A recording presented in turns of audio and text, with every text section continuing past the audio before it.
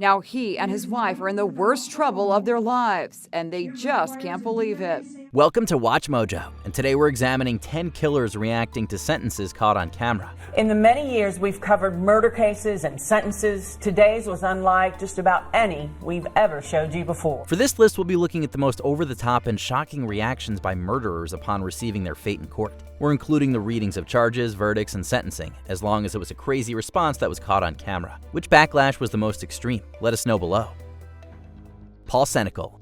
In February 2023, Paul Senecal was brought into court to await the jury verdict against him. He was accused of fatally stabbing Melanie Chianese in May 2022 in Wappinger, New York. She was the daughter of Senecal's ex-girlfriend. A source close to the family tells News 12 the victim was his ex-girlfriend's daughter. Our source says that Senecal had been arrested 3 times for domestic violence-related offenses and had a restraining order against him and ankle monitor on to protect the victim's mother. After the judge warned the defendant against any outburst, he immediately ignored the order. Senecal began yelling at his ex that he still loved her. It took a battalion of officers to refrain him before he was ordered out of the courtroom. After that disturbance, Senecal was found guilty by the jury of several charges. He was later sentenced to life in prison without parole for the slaying of Chianese. Seth Welsh and Tatiana Fusari.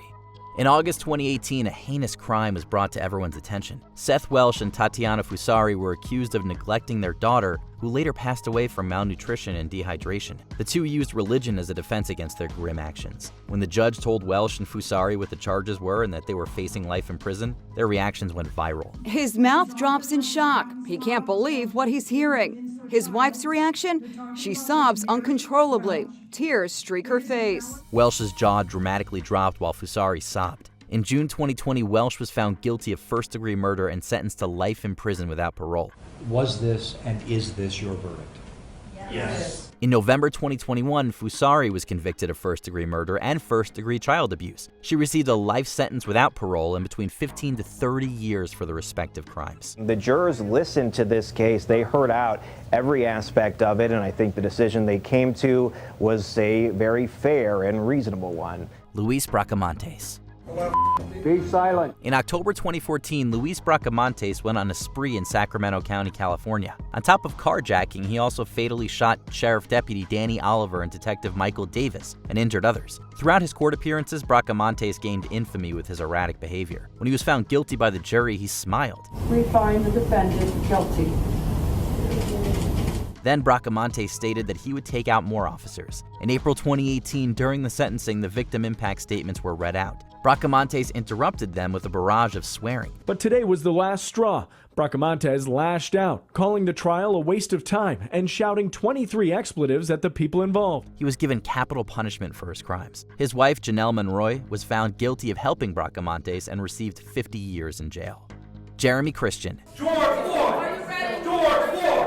In May 2017, Jeremy Christian was going on a racist rant on a train in Portland, Oregon, against teenagers. Then Ricky John Best, Talesian Namke Meche, and Mika Fletcher tried to step in and stand up to him. For that, Christian fatally stabbed Best and Namke Meche. During his arraignment in 2017, Christian decided to bellow various catchphrases like, "Free speech or die, Portland, you got no safe place." In June 2020, he lost it at his sentencing. As a woman who was attacked by Christian the day before his spree was reading a statement, the white supremacist screamed violent threats at her, resulting in his removal from court. Christian was sentenced to life in prison without parole.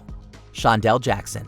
In February 2010, Shondell Jackson was found guilty of the attempted robbery and murder of University of Wisconsin student Nathan Potter. As the jury read the verdict, Jackson turned to Potter's family and mouthed insults at them. As he was escorted from the court, he smirked at the grieving family again. We see how evil Shondell is in court, looking at us, swearing at us, and smiling. Then, because doing it once is apparently not enough, during Jackson's sentencing in April 2010, he glanced at the family again. But this time, officers immediately pounced on him. Jackson fought back briefly. He was soon pepper sprayed and restrained by 3 officers before being dragged from the room. Jackson received life in prison with no parole. Jackson's angry family members today shouted support to him as he was led away, and one screamed at Potter's family as she left the courtroom. Trey Relford. In April 2015, Salahuddin Jeetmood was doing his final delivery of the night for Pizza Hut in Lexington, Kentucky. Instead of finishing up and going home, he was robbed and fatally stabbed. While a group of 3 people was originally arrested for the crime, only Trey Relford was indicted. In November 2017, just before sentencing could happen, the victim's father, Abdul Munim Sambat Jeetmood, made a statement that surprised everyone. No, I don't blame you. I'm not angry at you at all. Using the teachings he'd learned from Islam, he forgave Relford for his part in his son's demise. Afterward, Jeetmood approached Relford and hugged him. There was only uncontrollable sobbing as Relford and Jeetmood's father embraced one another, proving that sometimes kindness does prevail. The convict also showed remorse and apologized for his actions. Relford was sentenced to 31 years in prison. Andrew Worth. In December 2009, Andrew Worth was defending himself in court after being accused of fatally shooting off-duty police officer Jennifer Lewick and her partner Greg Peters. After an altercation at a bar in Jefferson, Wisconsin, Peters confronted Worth, who responded by firing at him. One of the bullets inadvertently hit Lewick. Worth left the scene but was arrested a short time later. After being formally charged with the crime, Worth lost it in court. He exploded in anger as he lunged towards the galley. 5 officers had to restrain him, but they needed to taser Worth twice to gain control. In December 2010, Worth was found guilty of 2 counts of homicide by negligent handling of a dangerous weapon and received a combined sentence of 10 years. He is getting away with murder, and and what a horrible representative to society that the court system would allow this. Slobodan Praljak. The Croat-Bosniak War, which lasted from 1992 to 1994, developed many instances of military leaders being convicted of war crimes. In 2004, former general of the Croatian army, Slobodan Praljak, handed himself into the UN's International Criminal Tribunal for the former Yugoslavia. By 2013, he was sentenced to 20 years for his part in the atrocities. Immediately, Praljak appealed. In November 2017, while at the UN tribunal in The Hague, Netherlands, the judges upheld his previous conviction. Praljak yelled that he wasn't a war criminal and rejected their decision. He then pulled out a small vial and drank it. Praljak then admitted it was poison, which he somehow smuggled in. A few hours later, he passed away in the hospital. Erica Mae Butts and Shanita Latrice Cunningham.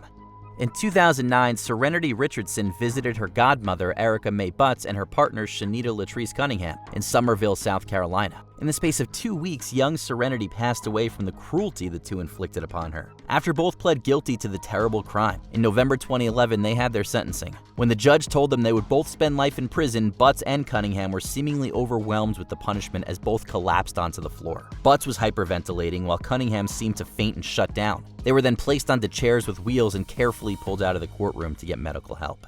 Before we continue, be sure to subscribe to our channel and ring the bell to get notified about our latest videos. You have the option to be notified for occasional videos or all of them. If you're on your phone, make sure you go into your settings and switch on notifications. Charles Manson. The trial of Charles Manson and his cult family was one of the biggest criminal events in the U.S. Facing the crime of killing 7 people, including the actor Sharon Tate, Manson was regularly unhinged in his behavior in Los Angeles, California. I never told anybody to do anything other than what they wanted to do. In October 1970, after the testimony from a detective sergeant, Manson began interrupting proceedings and threatened the judge. When he felt the judge wasn't taking his ranting seriously, Manson grabbed a sharpened pencil and lunged toward him. However, several officers blocked his way and restrained Manson. You think I'm kidding? As he was dragged from the courtroom, the cult leader proceeded to yell violent threats at the judge. Manson originally received capital punishment before it was changed to life imprisonment. Later, the judge told me that he had a gun up there and would use that if necessary. And hey, the judge was a flying tiger ace in World War II. He was nobody to mess with. Did you enjoy this video? Check out these other clips from WatchMojo, and be sure to subscribe and ring the bell to be notified about our latest videos.